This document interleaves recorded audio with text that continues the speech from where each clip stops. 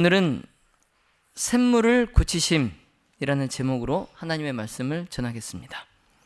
우리 주제 성경절 하나님의 말씀 열왕기 하 2장 19절로 22절의 말씀을 함께 보겠습니다. 열왕기 하 2장 19절로 22절입니다. 그 성 사람들이 엘리사에게 고하되 우리 주께서 보시는 바와 같이 이 성읍의 터는 아름다우나 물이 좋지 못하므로 토산이 익지 못하고 떨어지나이다. 엘리사가 가로되 새 그릇에 소금을 담아 내게로 가져오라 하매 곧 가져온지라. 엘리사가 물 근원으로 나아가서 소금을 그 가운데 던지며 가로되 여호와의 말씀이 내가 이 물을 고쳤으니 이로조차 다시는 죽음이나 토산이 익지 못하고 떨어짐이 없을지니라 하셨느니라 하니 그 물이 엘리사의 말과 같이 고쳐져서 오늘날에 이르렀더라. 아멘. 오늘 우리가 살펴볼 사건은 하나님께서 엘리사를 통해서 샘물을 고치신 사건입니다. 이것은 또한 이제 엘리사가 엘리야를 이제 헤어지고 엘리야가 승천하여서 그가 이제 홀로 된 후에 처음으로 행한 이적입니다. 그래서 우리는 이제 이 사건을 통해서 치유의 은총을 청할 수 있고 또 우리 공동체가 부활하는 것을 우리가 볼 수 있습니다. 자, 그러나 이 치유의 은총과 또 죽게 된 공동체가 다시 부활하는 그러한 이적, 이것은 우리가 우리 공동체의 역사를 직시하고 또 현재의 우리의 상태를 바로 잡을 때에만 이루어질 수 있는 이적입니다. 그래야만 물이 치유될 수 있습니다. 그래야만 우리 공동체가 다시 번영할 수 있습니다. 이제 출애굽한 이스라엘 백성들이 요단강을 건넜을 때, 자, 그들 앞에는 온갖 이 가나안식 우상 숭배 방식 중에서 가장 비열하고 가장 고약한 이 아스다롯 예배의 중심지, 그리고 이교도의 요새, 무슨 성이 있었죠? 여리고. 여리고. 이스라엘 백성들이 요단강을 건넜을 때에 그들 앞에 정말 난공불락처럼 보이는 아주 커다란 여리고 성이 그들 앞에 서 있었어요. 그러나 여러분 잘 아시다시피 그 성벽이 어떻게 됐어요? 무너졌죠. 그 성벽이 무너지고 그 여리고의 주민들은 다 죽임을 당하고 이제 그 성이 함락되었을 때에 온 이스라엘에게 다음의 말이 엄숙히 선언되었습니다. 여호수아 6장 26절에 이 여리고성을 누구든지 일어나서 건축하는 자는 여호와 앞에서 저주를 받을 것이라. 그 기초를 쌓을 때에 장자를 잃을 것이요 문을 세울 때에 계자를 잃으리라.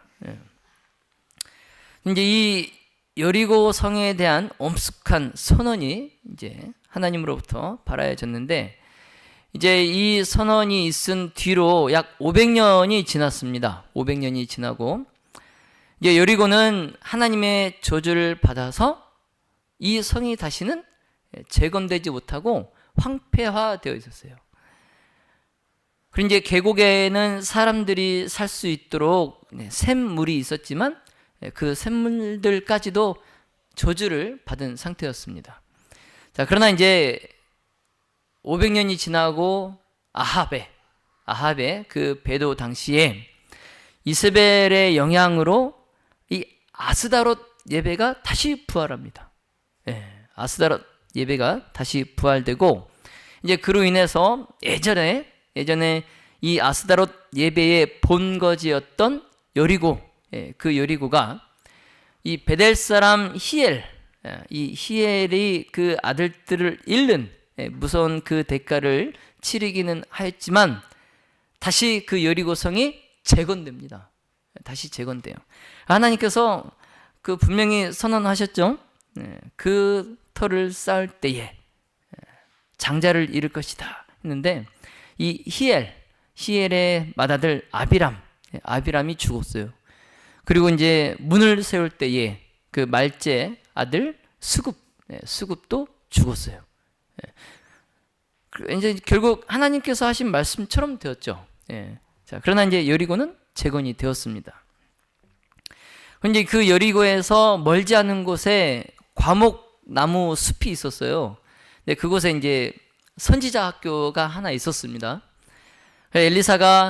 엘리야가 승천한 후에 이제 엘리사는 그곳에 그 과목나무 숲에 있는 선지자 학교로 갔어요. 그런데 그곳에서 이제 체류를 하고 있는데 어느 날 이제 여리고 사람들이 엘리사를 찾아옵니다. 그리고 이제 그에게 하는 얘기가 열왕기하 2장 19절에, 자, 선생님 보십시오. 선생님도 보시듯이, 자, 이 성은 굉장히 살기 좋은 곳입니다. 근데 물이 좋지 않습니다. 그래서 이 땅에서는 열매가 익지 못하고 곧 떨어져 버립니다. 이렇게 말을 하는 거예요. 참 살기 좋은 곳이지만 물이 좋지 않아서 열매가 달려도 그게 익지 못하고 떨어져 버린다는 거죠. 그러니까 전에는 깨끗하고 생기를 주던 그 샘물이 이제는 사용하기에 부적당하게 되었다는 겁니다. 사용할 수가 없다는 거죠. 예전만 해도 이제 이 여리고는 여러 세기 동안에 사람들이 살았어요. 그리고 이제 그 도시를 둘러싸고 있는 그 샘으로부터 물을 공급받았습니다. 그래서 여리고는 이제 그렇기 때문에 각종 그 과실수가 되게 많은 오아시스 지역이었어요. 오아시스 지역. 근데 특히 어떤 나무가 많았냐면, 이게 무슨 나무죠? 종려나무입니다. 종려나무. 이 종려나무가 많아가지고 여리고 성을 무슨 성? 종려나무 성. 기억나시죠? 여리고를 종려나무 성이라고도 불릴 정도로 이 종려나무가 되게 많았어요. 자, 그러나 이제 이곳에 물이 오염됐어요. 물이 오염되고, 이 오염된 물은 또 토양을 오염시키고, 그래서 그곳에 살던 이제 사람들이 앞날을 이제 두려워하는 거예요. 앞날을. 그래서 그 죽어가는 그 여리고에 엘리사가 들어가요. 죽어가는 여리고에 엘리사가 들어가서 하나님의 권능으로 그 죽은 샘을 다시 살리는 겁니다. 자, 엘리사는 여리고 사람들의 간청에, 자, 새 그릇에 소금을 담아서 내게로 가져오라, 이렇게 시킵니다. 새 그릇에 소금을 담아서 내게 가져와라. 그래서 이제 사람들이 새 그릇에 소금을 담아서 엘리사에게 가져오니까 엘리사가 이제 그것을 받아서 물 근원으로 가요. 물 근원으로 가서 거기에 이제 소금을 그 가운데 던집니다. 그러면서 이제 여호와의 말씀이, 내가 이 물을 고쳤으니 이로조차 다시는 죽음이나 토산이 익지 못하고 떨어짐이 없을지니라 라고 했어요.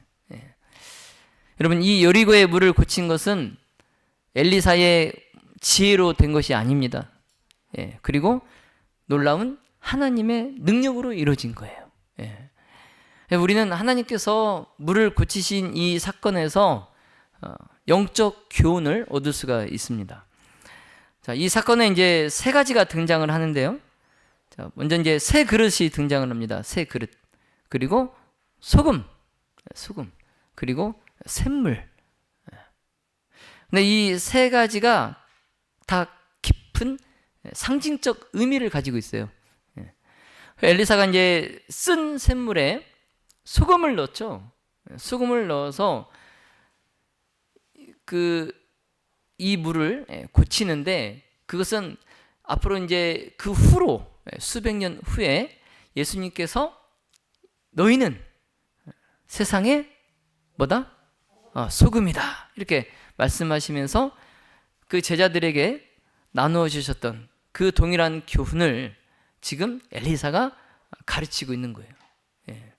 그래서 이 쓸 수 없게 된 그 샘물에 섞인 그 소금, 그 소금이 그 물을 깨끗하게 하고 전에 이제 쇠퇴와 죽음만 있던 그곳에 이제 생명과 축복을 가져오게 합니다. 그래서 하나님께서 당신의 자녀를 소금으로 비유하신 것, 그것은 그 하나님의 백성들이, 자녀들이 하나님의 그 은혜로운 그 백성으로 삼으신 이유가 있어요.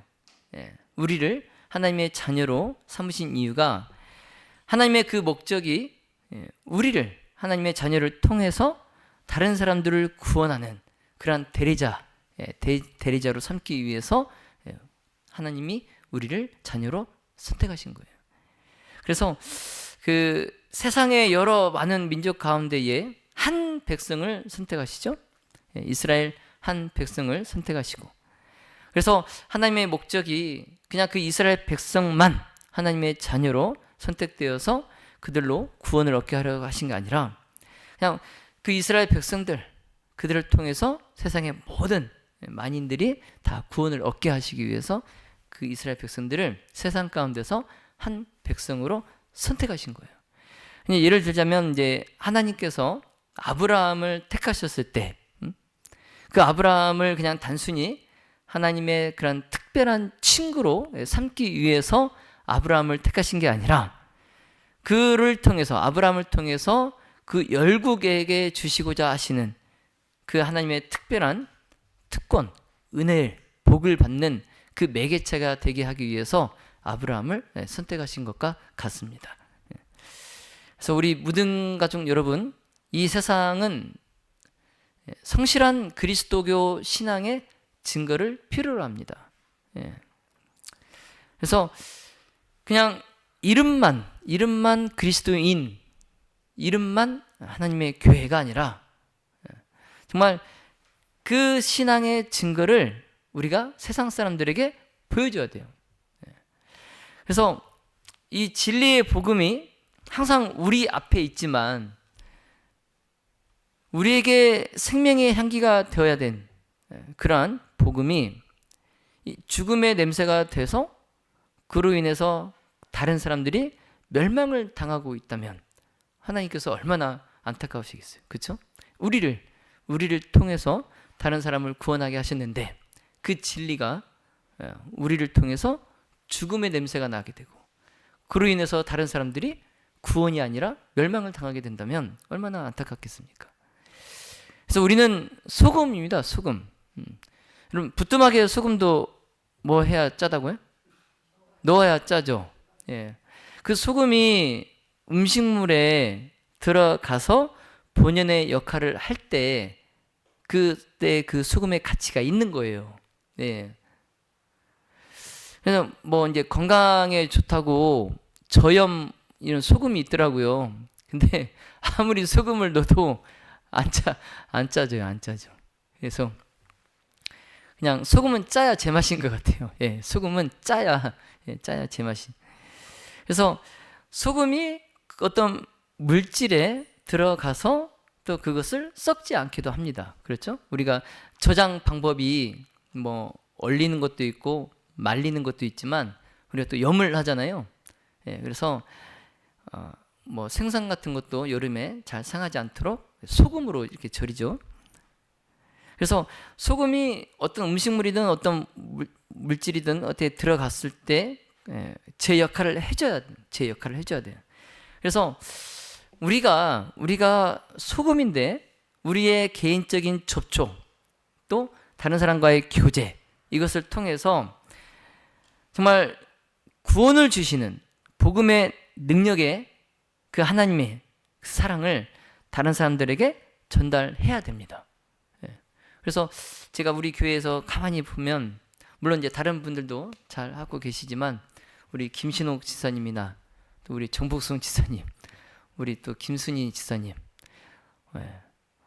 뭐 또 내 이름 안 불렀다고 손해하지 마십시오. 다른 분들은 또 굉장히 그걸 잘 하고 있는 것 같아요.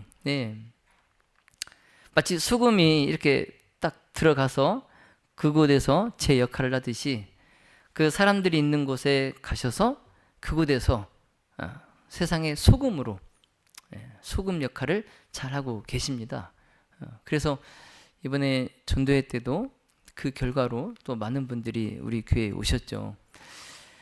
여러분, 우리 구원은 단체가 아니라 개인적으로 구원을 얻습니다. 이 제7일 안식일 예수 재림교회, 그리고 이 무등교회에 이 교회 안에, 이 공동체 안에 들어왔다고 무조건 다 구원을 얻으면 얼마나 좋겠습니까? 그러나 구원은 이 단체로 받는 것이 아니고 개인적으로 받는 거예요. 개인적으로. 그래서 이 개인적으로 한 사람 한 사람이 끼치는 그 감화가 굉장히 중요한 거, 또 그만큼 능력이 있는 겁니다. 개인이 끼치는 그 감화가. 이제 지금까지 이제 불결했던 이 요리교의 샘물, 쓸 수 없는 이 샘물, 그 샘물에 대해서 하나님께서 내가 이 물을 뭐 했다? 고쳤다. 회복하셨어요. 회복. 그래서 이제 이로 쫓아 다시는 죽음이나 토산이 익지 못하고 떨어짐이 없을지니라 선언하십니다. 여러분, 이 더러워진 샘물, 쓸 수 없게 된 샘물, 이것은 하나님과 분리된 영혼을 상징합니다. 하나님과 분리된 영혼을 상징해요. 그러니까 영혼이 하나님과 분리가 되면 어떻게 된다고요? 쓸 수 없게 돼요. 그래서 더러워진 샘물이 됩니다. 그래서 항상 우리는 하나님과 뭐 해야 돼요? 밀접한 관계를 맺고 있어야 돼요. 분리되어서는 안 됩니다. 그래서 죄가 인간과 우리와 하나님의 사이를 분리시켜요. 죄가. 그래서 이 죄로 인해서 모든 이 인체 조직이 교란되고, 또 우리의 마음이 타락하게 되고, 또 이 죄된 생각이 부패돼서 내 영혼을 완전히 모든 기능을 퇴화시켜요. 모든 기능을 퇴화시킵니다. 그래서 하나님의 계심시키는 능력, 이 품성의 변화, 이 능력이 역사하지 못하도록 막아요. 뭐가?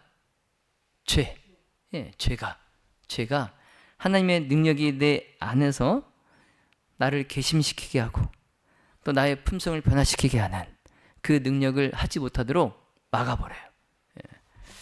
그래서 내가 이 물을 고쳤으니, 이 물은 우리 공동체로 생각을 한번 해볼 수 있어요. 우리 교회. 자, 이 교회가 영원히 맑은 생수를 주는, 사람들에게 생수를 제공하는 그러한 샘물과 같은 그러한 교회가 되어야 되는데, 이 교회가 죄로 인해서 그러한 역할을 더 이상 하지 못하게 돼요. 그래서 사람들이 와서도 이 교회에서 어떤 걸 얻을 수가 없어요. 쓸 수가 없어요. 자, 그렇게 된 교회를 하나님께서 뭐 하셨어요? 고치셨어요. 그래서 이 교회를 고치실 때에 소금을 넣으셨는데, 그 소금은 누구예요? 우리 각자 개인이에요. 우리 각자 개인이 하나님과의 밀접한 관계를 통해서 우리가 늘 하나님께서 주시는 생명의 은혜를 받아서 정말 다른 사람들에게 사랑을 나누어 주고, 그래야 할 때 이 못 쓰게 된 교회, 이 샘물이 다시 생명을 찾게 된다는 말씀이에요. 이 교회를 하나님께서 고치셨다. 그러니까 제가 서두에 말씀드렸듯이 하나님의 그 회복시켜 주시는 그 치유의 능력을 우리가 경험하기 위해서는 우리 교회의 상태를 잘 알아야 돼요. 그래서 우리가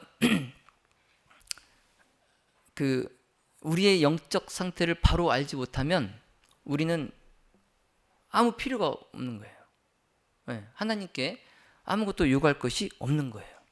그런데 이 여리고 사람들이 자신의 그 상태를 잘 알고 있었기 때문에 엘리사가 왔을 때, 하나님의 사람이 그곳에 왔을 때 그 여리고 사람들이 엘리사를 찾아가서 자신들을 고쳐달라고 요청했듯이, 우리가 우리 교회의 상태, 내 영적 상태를 잘 알아야 우리가 하나님께 고쳐달라고, 회복시켜달라고 요청할 수 있어요. 그래서 먼저는 내 자신의 상태를 잘 알아야 되고, 또 우리 교회의 상태를 잘 알아야 됩니다. 그래서 우리가 회복이 필요하면 하나님께 요청해서 우리가 회복시켜 주심을 받아야 돼요. 여러분, 이 예수 그리스도로 말미암아서 순결해진 마음, 그 마음에는 모든 것이 변화됩니다. 여러분, 모든 일은 뭐 먹기에 달렸다고요? 마음 먹기에 달렸어요. 마음 먹기에 달렸어요. 그래서 예수 그리스도로 말미암아 죄가 없어지고, 내 마음에서 죄가 없어지고 다시 순결해진 내 마음엔 이젠 모든 것이 변화가 돼요. 그래서 이 품성의 변화가 먼저 이르러 올 건데, 이 품성의 변화는 내 마음속에 누가 계신다는 증거예요? 예수 그리스도가 내 안에 계신다는 증거예요. 그래서 하나님의 성령은 영혼 속에 새 생명을 나게 하시고, 또 생각과 욕망을 그리스도의 뜻에 복종케 하십니다. 성령의 능력. 그래서 예수 그리스도의 뜻에 내가 복종하지 않고 내 마음대로, 내 기분이 내키는 대로 그렇게 하면 성령이 내 안에 계시지 않는 거예요. 성령이 내 안에 계실 때 내가 예수 그리스도의 뜻에 복종하고 예수 그리스도께서 하시는 말씀대로 살아가게 하십니다. 그래서 이제는 내가 그리스도인으로서 열매를 하나도 맺지 못하고 신앙을 해왔다면 내가 먼저 회복함을 받아야 돼요. 내가 신앙 연수가 십수년이고 굉장히 오래되었어도 내가 영혼을, 열매를 맺지 못했다면 내가 먼저 회복이 돼야 돼요. 그래야 내가 회복이 돼야 내가 열매를 맺을 수 있어요. 여러분, 상한 가지에서 열매가 맺습니까? 죽은 가지에서 열매가 날 수 있어요? 아니죠. 그래서 내가 먼저 치유함을 받아야 돼요. 내가 먼저 치유함을 받고 그랬을 때에 나도 이제 새 열매를 맺을 수 있게 되는 겁니다. 여러분, 하나님의 말씀을 받은 마음, 그것은 이 증발하는 연못과 같지 않고, 그 다음에 저장하지 못하는 터진 웅덩이와 같지도 않아요. 여러분, 연못은 비가 며칠 안 오고 햇빛이 강하게 쬐면 그 연못의 물은 금방 어떻게 돼요? 증발해 말라버리죠. 그리고 터진 웅덩이는 어떻게 돼요? 물이 유입이 돼도 금방 빠져나와요. 터진 곳으로 빠져나가버리죠. 그래서 하나님의 말씀을 받은 마음은 그렇지 않다는 거예요. 하나님의 마음은 뭐냐면, 하나님의 마음을 받은 사람은 뭐냐면 어떤 연못이나 터진 웅덩이가 아니라 그냥 그 마르지 않는 샘물을 받아서, 하나님께 받아서 쭉 흘러가는 산속의 시냇물과 같은 거예요. 산속의, 이 사진에서처럼 산속의 시냇물과 같은 사람, 이 마음이 하나님의 말씀을 받은 마음이에요. 그래서 마르지도 않고 증발하지도 않고 또 새어나가지도 않고, 그래서 이 바위 굽이 이렇게 흘러서 정말 피로하고 지친, 그 다음에 멸망해가는 그러한 영혼들에게 하나님의 사랑을 전하는 그러한 산속의 시냇물과 같은 사람, 그게 바로 하나님의 말씀을 받은 마음을 가진 사람입니다. 그래서 이와 같이 이제 참 하나님의 자녀, 참 하나님의 자녀도 똑같아요.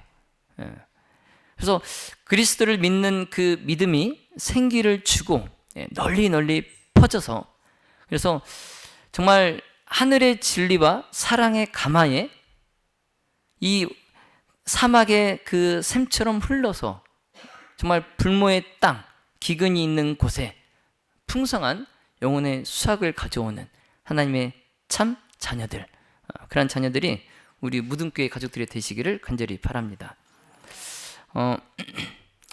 여러분, 피로한 사람이 다시 소생하고 병자가 건강을 회복하고 또 죄짐을 진 사람들이 구원을 얻을 것입니다.